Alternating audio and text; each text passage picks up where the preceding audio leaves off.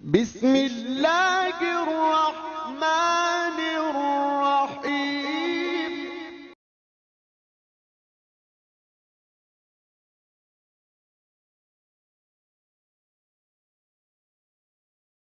تاریخ اسلام میں بھی اسی طرح ہوتا رہا ہے، اور اس سے پہلے بھی، یعنی جب عیسائیوں نے حملہ کیا تو یہودیوں پر، بخت نصر نے یہودیوں پر حملہ کیا تو یہودیوں کا سارا علمی اثاثہ اس نے ختم کر دیا۔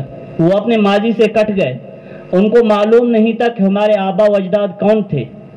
اسی طرح جب مسلمانوں پر تاتاریوں نے حملہ کیا تو بغداد کے اندر 40 روز تک مسلمانوں کا سارا علمی ذخیرہ وہ جلاتے رہے، اور اس کے بعد جب اندلس مسلمانوں کے ہاتھ سے نکل گیا، جب فرنیڈٹ اور ملکہ ازابیلا نے جب اندلس پر حملہ کیا، ابو عبداللہ مسلمانوں کے آخری خلیفہ تھے، جب انہوں نے الحمرہ کی چابیاں عیسائیوں کے حوالے کی سونے کے تشت کے اندر رکھ کر، تو اس وقت 30 دن تک انہوں نے باب الحمرہ کے نیچے مسلمانوں نے جو کتابیں لکھی تھی ان سب کو ضائع کر دیا تاکہ وہ اپنے ماضی سے کٹ جائیں۔ لیکن جب 1924 کے اندر سلطنت عثمانیہ کا خاتمہ ہوا تو اس وقت کمال عطا ترک نے جب سلطنت عثمانیہ کا خاتمہ کر دیا تو اس نے اس علمی ذخیرے کو ضائع نہیں کیا، بلکہ اس نے یہ کیا کہ ترکی کے زبان کو چینج کر کے، ترکی کا جو اپنا زبان ہے اس کو ختم کر کے دوسری زبان وہاں نافذ کر دی۔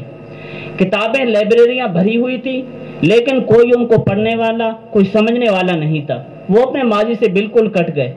وہاں پر ٹوپی رکھنا جرم قرار دیا گیا تھا، اور وہاں پر داڑھی رکھنا جرم قرار دیا گیا تھا۔ وجہ صرف یہی تھا کہ وہ اپنے ماضی سے کٹ گئے۔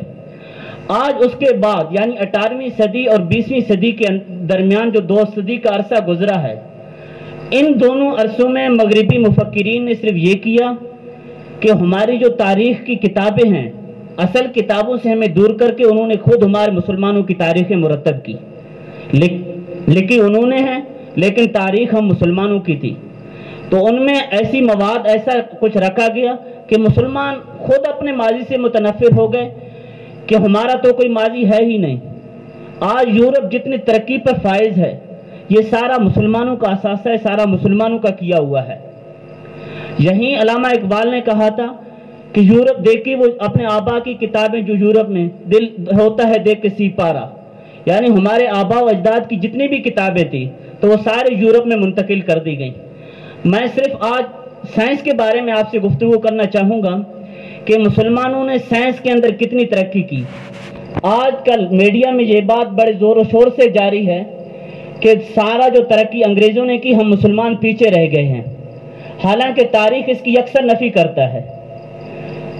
سب سے پہلے یونانیوں نے علم سائنس کو بنیاد بنایا، لیکن انہوں نے صرف نظریے کے طور پر اور فلسفے کے طور پر اس علم سائنس کو آگے چلایا، لیکن مسلمان ہی وہ قوم ہے، مسلمانوں ہی نے اس پر پریکٹیکل اور تجربات کیے، اور عملی سائنس جو بنا ہے آج کل یہ مسلمانوں کا کیا ہوا ہے۔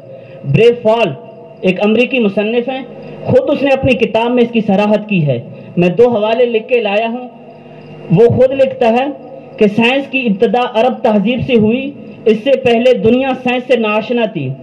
یونانیوں نے علم کو مرتب کیا، نظریات پیش کیے، لیکن سائنسی طریقہ کار، تجربات، تحقیق اور تدقیق، مشاہدہ سے وہ بالکل واقف نہیں تھے۔ یورپ میں سائنس نے جو ترقی کی، اس کی بنیادیں یونانیوں نے نہیں بلکہ عربوں نے مہیا کی۔ یہ بریو فالٹ ایک امریکی مصنف ہیں، وہی لکھ رہے ہیں۔ تو یہ آگے چل کر خود لکھتا ہے دوسری جگہ پر، کہتے ہیں اگرچہ یورپی تاریخ کا کوئی پہلو ایسا نہیں جس پر مسلمانوں نے کوششوں کے اثرات نہ ہوں، لیکن سائنس اور سائنسی طریق جو کہ یورپی تہذیب کو ترقی کی راہ میں ڈالنے کی ذمہ دار ہیں، مسلمانوں کا دیا ہوا خزینہ ہے۔ یہ خود امریکی مصنف خود لکھ رہے ہیں۔ اور ایک دوسرے سائنسی جو راجہ بیکن، جن کو جدید یورپ کے سائنس کا بانی کہا جاتا ہے، وہ خود اپنے آبیتے کے اندر لکھتا ہے کہ میں نے جو علم سائنس حاصل کیا، اندلس کے اندر مسلمان علماء کے سامنے، مسجد قرطبہ کے اندر مسلمان علماء کے سامنے چٹائیوں پر بیٹھ کر میں نے یہ علم حاصل کیا ہے۔ یہ خود راجہ بیکن 1292 عیسوی میں جس کا انتقال ہوا، جب یہ علم سائنس لے کر یورپ کے اندر گیا تو یورپ کے اندر اس وقت عیسائی کلیسا کی حکومت تھی، تو انہوں نے جب نئے سائنسی پرچار کیے تو چونکہ وہ عیسائی تھے تو تو انہوں نے کہا یہ ہمارے مذہب کے مخالف ہے، تو انہوں نے راجہ بیکن کو 10 سال تک قید میں رکھا، اور 1292 عیسوی کے اندر راجہ بیکن کا جو جنازہ نکلا وہ بھی جیل سے ہی نکلا ہے۔ یہ یورپ کے جدید سائنس کا بانی ہے، انہوں نے بھی مسلمانوں سے علم حاصل کی۔ اور آج بھی آپ برسٹن ایک یونیورسٹی ہے بڑا، اب اگر آپ آج بھی اس کے اندر جائیں گے تو وہاں پر اس کے گیٹ کے سامنے ایک مجسمہ نصب ہے، اور اس مجسمہ نے عربی لباس پہنا ہوا، سر پہ پگڑی باندھی ہوئی، اور اس نے ایک کتاب اٹھائی ہوئی ہے، الحاوی نام ہے اس کتاب کا۔ وہ مجسمہ یونیورسٹی کے سامنے نصب ہے۔ یہ مسلمان سائنسدان محمد بن زکریا الرازی رحمہ اللہ کا مجسمہ ہے۔ انہوں نے الحاوی کتاب لکھی، اس کے اندر میڈیکل سائنس کا اتنے تجربات انہوں نے کیے، جو اس وقت معاصر علماء تھے ان ساری تحقیقاتیں لکھی ہیں، اور خود اپنا تجربات اس میں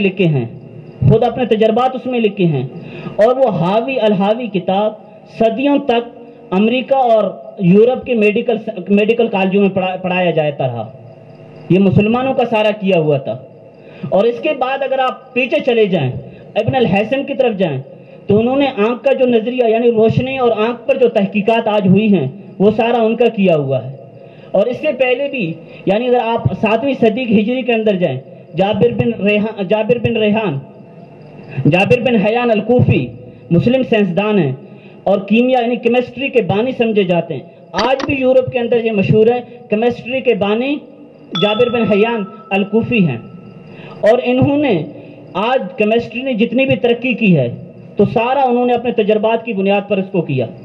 اور انہوں نے یہ ایجاد کیا کہ اگر لوہے کو زنگ لگ جائے تو ایک دھات جو استعمال کی جاتی ہے زنگ کو نکالنے کے لیے، وہ بھی ان کی اپنی ایجاد کی ہوئی ہے۔ اور انہوں نے یہ بھی ایجاد کیا یعنی تیزاب جو یعنی کندک کے اور نمک وغیرہ سے جو تیزاب وغیرہ بنایا جاتا ہے وہ سارا ان کے اپنے تجربات اور ایجاد کیے ہوئے ہیں۔ یعنی اگر آپ سب علوم کے اندر دیکھیں تو مسلمانوں نے وہ حیرت انگیز کارنامے انجام دیے ہیں کہ عقل حیران رہ جاتی ہے۔ اور ابن سینا نے جو القانون کتاب لکھی ہے، القانون، وہ عربی کے اندر لکھی ہے، اور اس کے اندر جڑی بوٹیوں کے یعنی کون سی بیماریوں کے لیے کون سا جڑی بوٹی فائدہ مند ہے، کس کے لیے کس کا علاج کیا جاتا ہے، تو وہ سارا اس نے القانون کے اندر لکھا۔ اور وہ القانون کے انگریزی ترجمے ہوئے، آج پوری دنیا کے اندر مخطوطات کی شکل میں عربی کتاب ہے، لیکن ہم مسلمانوں نے اس کو چھوڑ دیا۔ آج اس کے انگریزی ترجمے آپ کو ہر مکتبے کے اندر ملیں گے، اور یورپ کے اندر، امریکہ کے اندر تقریباً صدیوں تک میڈیکل کالج میں اس کو پڑھایا جاتا رہا ہے بطور نصاب۔ مسلمانوں کا یہ سارا کیا ہوا تھا، اور مسلمانوں نے اتنے علمی ذخیرے چھوڑے ہیں تو آج وہ یہاں تک پہنچے ہیں، لیکن ہم مسلمانوں نے اس کو چھوڑ دیا۔ امام شافعی رحمہ اللہ کا مقولہ ہے، العلم علمان، علم الابدان و علم الادیان، یعنی علم کی 2 قسمیں ہیں، ایک ہے علم ادیان یعنی شریعت کا علم، قرآن و حدیث کا علم، اور ایک ہے علم ابدان یعنی جس کو ہم آج دنیاوی علم کہتے ہیں، یعنی ابدان کے علم یعنی جسم کے جو عوارضات وغیرہ ہیں ان کا علم۔ وہ سارا علم مسلمانوں کا ایجاد کیا ہوا تھا اور ہم نے ان کو چھوڑ دیا۔ تو آپ اس زندگی کے اندر اور اسے ماحول کے اندر زندگی گزار رہے ہیں، تو ہمیں یہ چاہیے، جس طرح مسلمانوں پر یہ فرض ہے کہ وہ علماء اور مفتی پیدا کریں، اسی طرح مسلمانوں پر یہ بھی فرض ہے کہ وہ ڈاکٹر، انجینئر وغیرہ پیدا کریں۔ تو آج ہم نے ان کو چھوڑ دیا، اسی وجہ سے ہم پستی کے اندر گر گئے ہیں۔ تو اس وجہ سے ٹائم بہت کم ہے اور باتیں بہت زیادہ ذہن کے اندر ہیں، تو اس وجہ سے ہمیں یہ چاہیے کہ ہم اپنا ماضی پڑھتے رہیں کہ ہمارے مسلمانوں نے کیا کیا کارنامے انجام دیے ہیں، تاکہ ہم اپنے ماضی سے بدگمان نہ ہوں۔ اور یورپ نے جو اتنی ترقی کی ہے وہ سارا مسلمانوں کا کیا ہوا ہے۔ تو اللہ رب العزت سے دعا ہے کہ جو سنا ہے اس پر عمل کرنے کی توفیق عطا فرمائے۔